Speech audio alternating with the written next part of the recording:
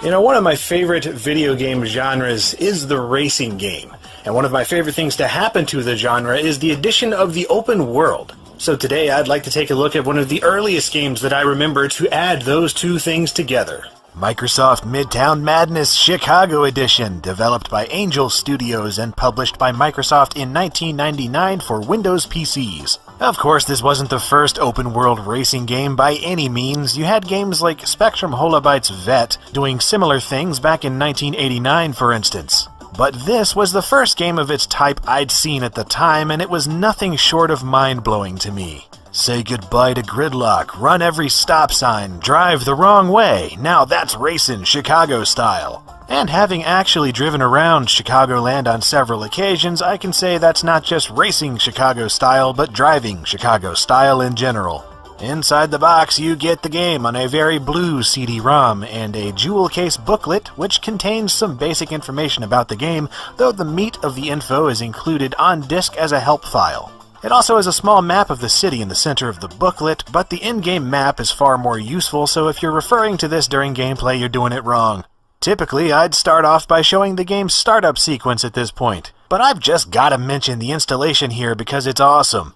Instead of a typical status bar, you get to see a Panos Roadster being painted while other vehicles of the game drive by in the foreground. Seriously, whatever happened to creative installers? I could do a whole video on these, and maybe I will, but for now, Midtown Madness begins with some logos and a splash screen, followed by the main menu and one of several awesome and funky tunes in the game.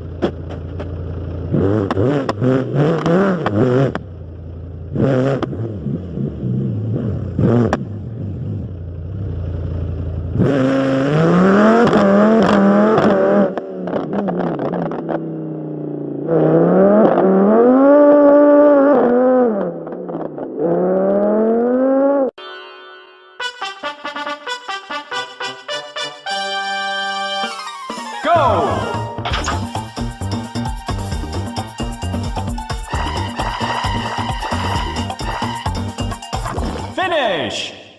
I haven't seen Leafy for a while. I wonder if he's okay. What? Leafy! Is that you? Now, boy!